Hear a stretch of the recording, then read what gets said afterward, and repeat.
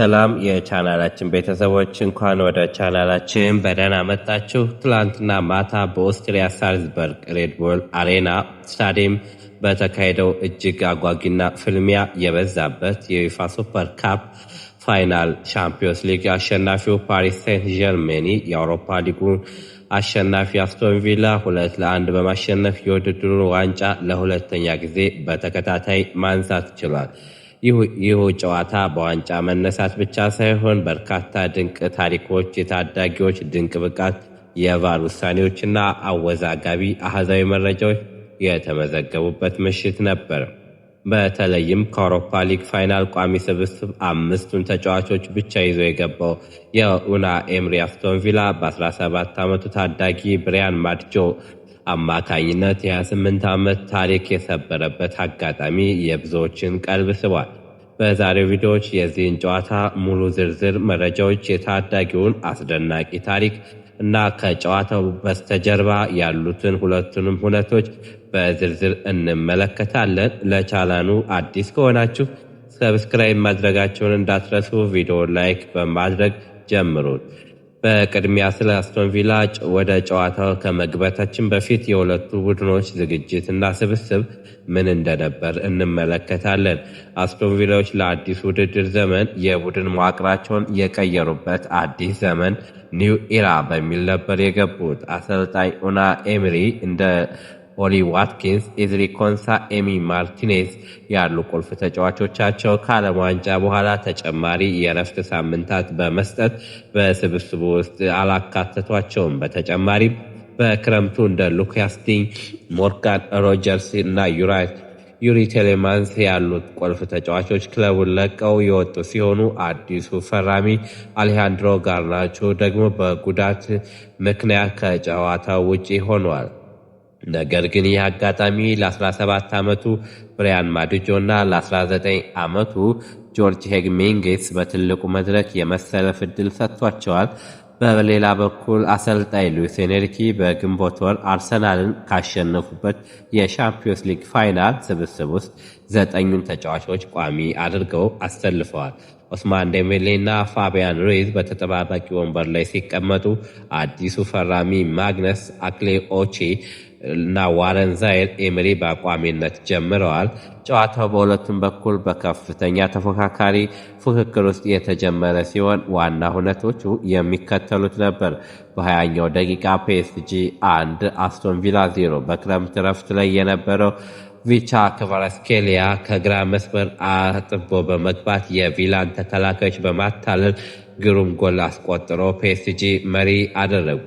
የ17 ዓመቱ ብሪያን ማድጆ አስደናቂ ጎል በ45ኛው ደቂቃ ላይ 1-1 ሆነ። ጎል ከተቆጠረባቸው በኋላ አስቶን ቪላዎች በብሪያን ማድጆ አማካኝነት ከፍተኛ ጫና ፈጥረዋል።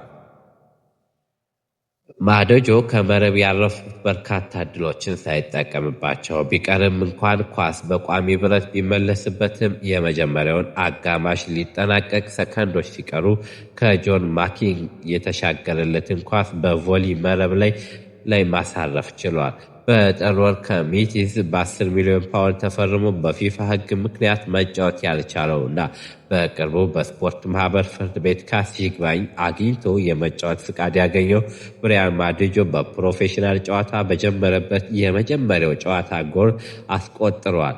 የ28 ዓመቱ ታሪክ የሰበረው ብሪያን ማድጆ በ17 ዓመቱ ጎል በማስቆጠር በ1996 ፓትሪክ ክሎቨርት በ19 ዓመቱ ይዞት የነበረውን ታሪክ በመስበር በዩኤፋ ሱፐር ካፕ ጎል ያስቆጠረ በዕድሜ ትንሹ ተጫዋች መሆን ችሏል። በቫር ውሳኔ እና ማሸነፊያ ጎል ያስቆጠሩት ፒኤስጂዎች በሁለተኛው አጋማሽ ተቀይሮ የገባው ኦስማን ዴምቤሌ ያመቻቸው ኳስ ዴዚሬ ዶዬ መረብ ላይ አሳርፎ ነበር። ኋላ ግን በመጀመሪያ በኦፍሳይድ ምክንያት ተሰርዛ የነበረ ቢሆንም በቫር ተረጋግጦ በኋላ ፒኤስጂ የማሸነፊያ ጎል ሆና ጸድቃለች። በዴዚሬ ዶዬ በዚህ ጨዋታ ጎል በማስቆጠርና አሲስት በማድረግ ከ2015 የሉዊስ ሱዋሬዝ አፈጻጸም በኋላ በሱፐር ካፕ ፋይናል ሁለቱንም ማድረግ የቻለ የመጀመሪያው ተጫዋች ሆኗል።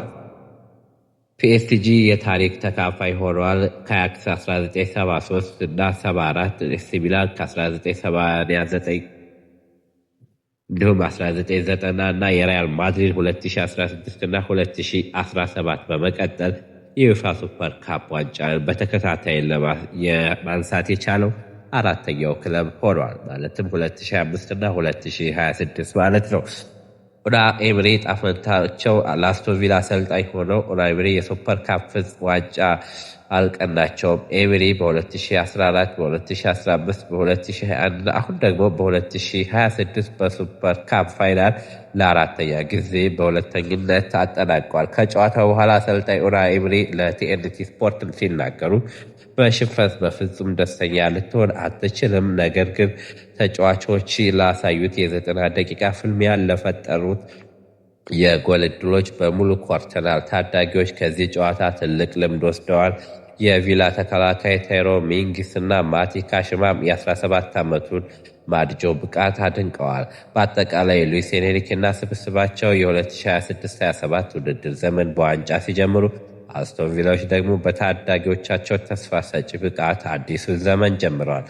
እናንተስ የዚህ ጨዋታ ፍልሚያ እንዴት አያችሁት? የ17 ዓመቱ ብሪያን ማድጆ በአዲሱ የውድድር ዘመን ለአስቶን ቪላ ምን ያህል ይጠቅማል ብላችሁ ታስባላችሁ? ሀሳባችሁን ኮሜንት ላይ አጋሩን። ቪዲዮን ከተመቻችሁ ላይክ ማድረጋችሁን፣ ለጓደኞቻችሁ ሸር ማድረጋችሁን፣ እንዲሁም አዳዲስ የስፖርት መረጃዎች እንዲደርሷችሁ ሰብስክራይብ ማድረጋችሁን በትህትና እጠይቃለሁ።